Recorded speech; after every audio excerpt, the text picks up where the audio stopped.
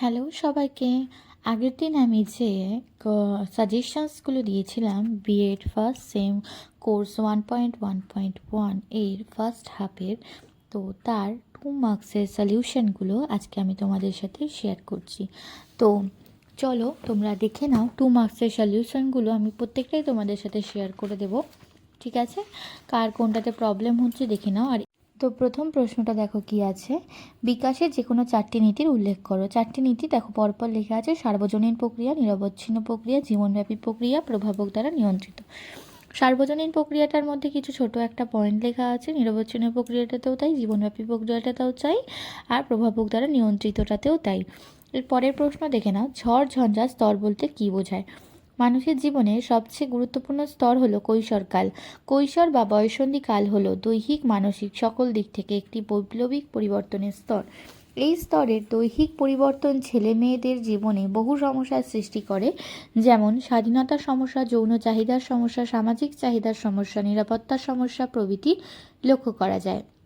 তাই মনোবিদ স্ট্যানলি হল বলেছেন, বয়ঃসন্ধিকাল বা কৈশোরের কাল হলো ঝড়ঝঞ্ঝা বা দুঃখ কষ্টের কাল। ঠিক আছে, এবার 3 নম্বর প্রশ্নে চলে যাচ্ছে। 3 নম্বর প্রশ্ন, ব্যাবলিং কাকে বলে? শৈশবে ভাষা বিকাশের অন্যতম বৈশিষ্ট্য হলো ব্যাবলিং।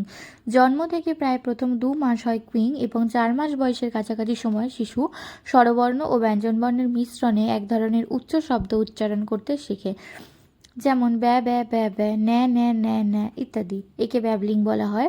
ব্যাবলিং এর পর শিশু হলো ফ্রেজ, মানে হলো শব্দ ও ইশারার মধ্যে দিয়ে ভাব প্রকাশ, এটা করতে শেখে। 4 নম্বর, ব্যক্তিসত্তার সংগঠনে যে কোনো 2টি বৈশিষ্ট্য উল্লেখ করো।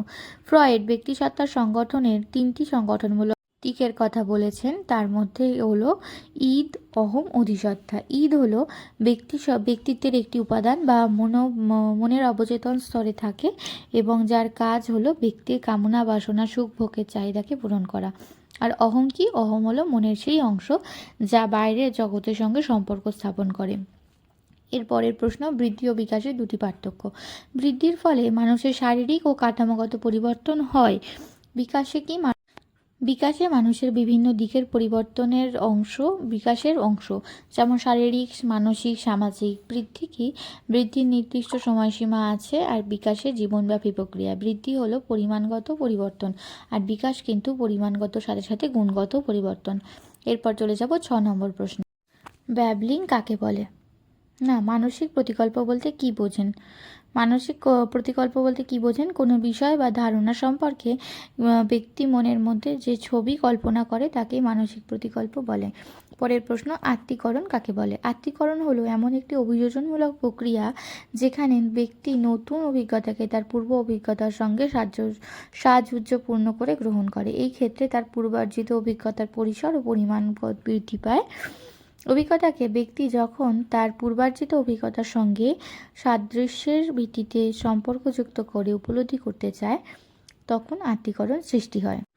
ব্যক্তিসত্তার সংলক্ষণ কি? ব্যক্তিসত্তার বহুর্মুখী বিকাশের সঙ্গে ব্যক্তি পরিবেশের সংস্পর্শে এসে নিজের মধ্যে অনেক বৈশিষ্ট্য সৃষ্টি করে। এই ধরনের বিভিন্ন সত্তাকে বলা হয় ব্যক্তিসত্তার সংলক্ষণ। প্রাথমিক বাল্যকালের প্রাক্ষবিক বিকাশের যে কোনো 4টি কী বৈশিষ্ট্য?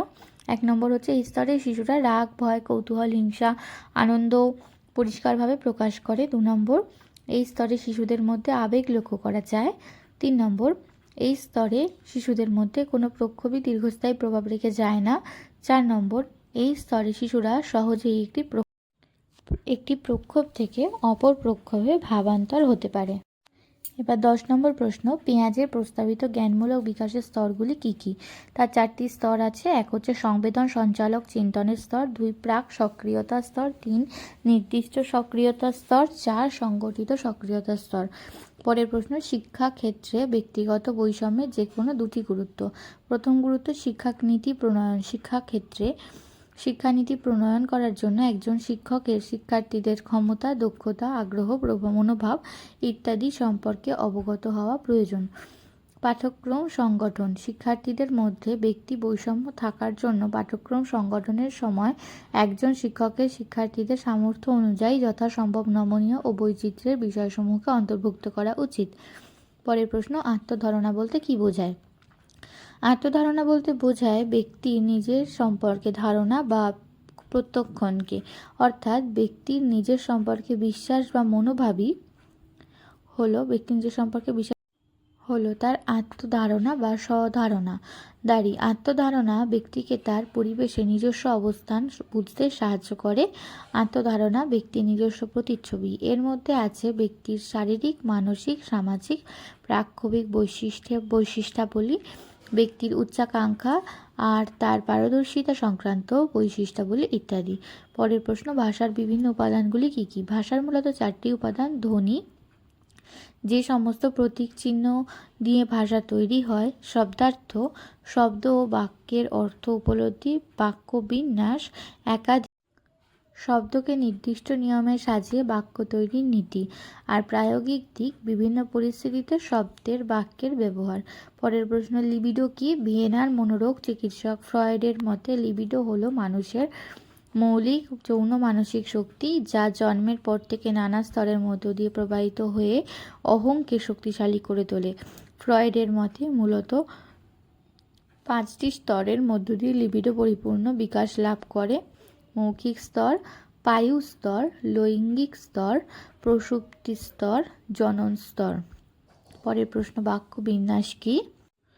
বাক্যের মধ্যে ব্যাকরণ অনুযায়ী শব্দবিন্যাসকে বাক্যবিন্যাস বলে। বাক্যবিন্যাস বলতে বাক্য গঠনের নিয়ম, নীতি, প্রক্রিয়া, গঠন ইত্যাদি সংক্রান্ত চর্চাকে বোঝানো হয়।